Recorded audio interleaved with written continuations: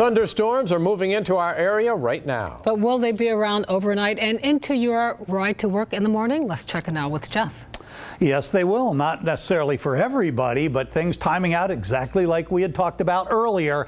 Not as many of the bright yellow or reds or oranges as earlier, but a lot of yellows. So still a little bit of lightning and thunder. Notice how things are definitely slowly easing in terms of the intensity without those, as I mentioned, some of the brighter colors. But right now, not so much in Matthews, but in the western half of Gloucester, up into the northern neck, a little bit of rain there, and definitely some pretty heavy rain up toward New Kent, a little north of there, and then stretching back down through Sussex. So just starting to encroach on parts of our area.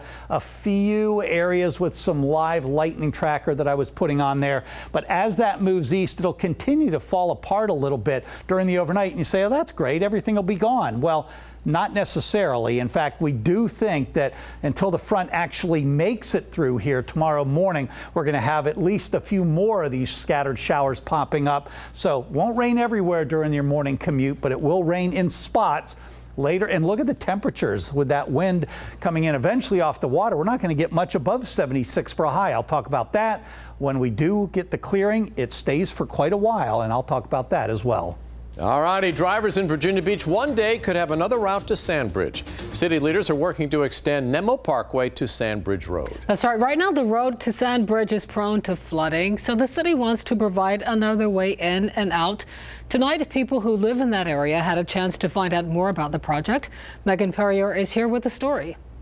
Regina, David, at the meeting tonight, people were able to get answers from city leaders about Nemo Parkway and its extension. They were also able to voice their opinions about those upcoming plans.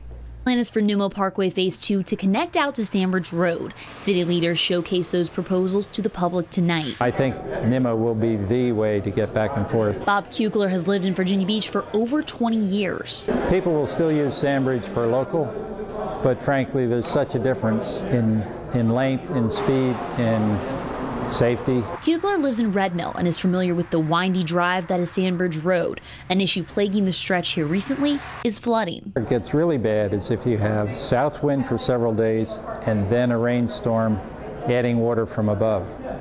Now you're stuck because you don't have any place for the water to get out. One of the first steps that we take is that any of our infrastructure that we build, we accommodate the future flooding issues. City Councilwoman Barbara Henley says the new project is a vision of the future. They designed it to accommodate up to 3 feet of sea level rise. We'll be helping that part of the road that has severe flooding issues. But those plans won't be tangible for some time, as the project isn't slated to be done until 2030. Tonight, the public gave their opinions about the upcoming plans. City Transportation Project Manager David Jarman was there to answer any questions. I mean, obviously some of the areas have developed, so I think people are just starting to feel more of the impacts from it. And while they have sketches, Jarman says the groundwork to bring them to life is very far away. The environmental effort we have started, so we're very early in the design process. We don't have all the funding we need, but this allows us to get started and figure out what kind of funding we need to pursue. Now, it is important to note that not everyone was happy at that meeting. Many who did not want to be on camera say they're concerned about their children, if the road will bring more traffic, and they're worried about losing their property from the construction. In the studio, I'm Megan Perrier, 13 News Now. We've been working tonight to get more information on a death investigation at Fort Story. Police tell us they are helping with the investigation. Beach Police, the call came in just before 4:30 this afternoon. So far, there are no details about the circumstances surrounding the death. We'll let you know just as soon as we find out more. Portsmouth Councilman Mark Whitaker will soon be a convicted felon. Today, a judge upheld a guilty verdict. 3 guilty verdicts on forgery charges. The charges involve a credit union for Whitaker's church and a development project the church wanted to pursue. In July, a jury decided Whitaker forged a contractor's signature on financial documents. Today, a judge also approved the jury's sentencing recommendation, a $2,500 fine for each count.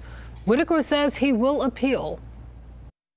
That's what our history shows. Whenever black men like myself stand out like we do, we become a threat. And this is not unusual. Once the conviction becomes official, state law says Whitaker would be suspended from his city council seat. The councilman says he still plans to attend the next city council meeting. He is also still planning to seek re-election.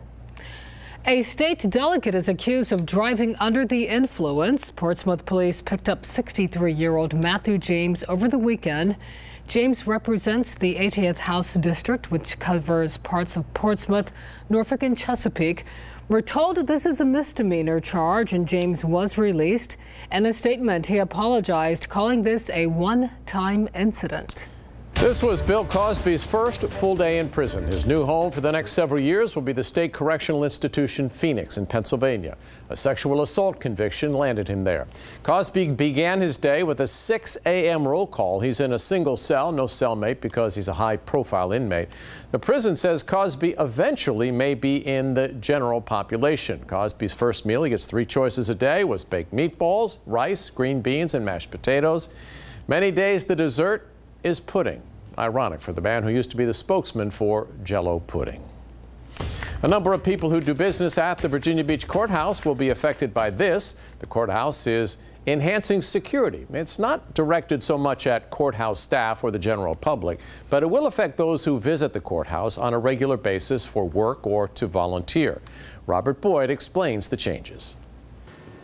Well, for years, there was a group of people who were exempt from security here at the Virginia Beach Courthouse, mainly attorneys. But starting on Monday, some of those folks may be required to be randomly screened. The public has always had to empty their pockets and walk through the metal detector before entering the Virginia Beach Courthouse, while attorneys and volunteers could walk right in unchecked, but not anymore. We trust you, but we're going to verify it on some random checks and make sure that the building's as safe as we can possibly make it. Chief Deputy Rocky Holcomb of the Virginia Beach Sheriff's Office says no specific incident led to the rule change. They're just trying to be proactive. And making sure that we stay ahead of the curve so that we don't have to catch up to the curve when it's too late. Holcomb said most security breaches are accidental to begin with. And sometimes folks get in a hurry, they're last minute, they forget to take something out of their pocket. They're not trying to necessarily circumvent the rules, but they do come in with something they shouldn't. However, the fact is, an average of 2,500 visitors enter the courthouse every day, making it the busiest and most vulnerable building at the Municipal Center. You got folks who come in here and their whole lives can be changed through a court hearing, through a procedure, and so we just want to make sure that we're on top of it and make this building and citizens safe as we can. The wait to get into the courthouse for the general public isn't expected to increase too much, but as always, the Sheriff's Office asks all visitors to give themselves extra time. In Virginia Beach, Robert Boyd, 13 News Now. A Poquoson business owner pleads guilty to falsely labeling millions of dollars worth of crab meat. James Casey was the owner of Casey Seafood, a wholesale processor of crab meat and other seafood items. U.S. prosecutors say he conspired with others to substitute foreign crab meat, labeling it as blue crab from the USA. Casey admitted to falsely labeling 400,000 pounds of crab meat, which was sold to grocery stores and other retailers. He will be sentenced in January and faces up to 5 years in prison. Damage estimates from Hurricane Florence already are 3 times more than Hurricane Matthew 2 years ago. So far, North Carolina officials say crop and livestock losses are estimated at more than $1 billion. That total from Matthew was $400 million. Ag officials say the damage from Florence is extensive because harvests were either underway or just getting started. Agricultural losses may be in the billions when everything is added up. Scientists from ODU are using drones to study urban flooding and coastal changes in Hampton Roads. So far, they've been to sections of the Outer Banks, Virginia Beach, and Norfolk looking for areas that experience the worst flooding. Their goal is to fly the drone consistently.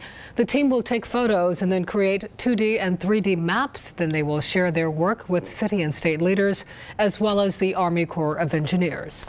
Another flu season soon will be here. The CDC estimates that 80,000 Americans died from the flu last year. That's the highest death toll in at least 4 decades.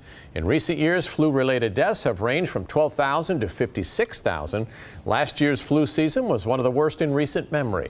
Researchers say the strain put more people in the hospital and caused more deaths, especially among children and the elderly.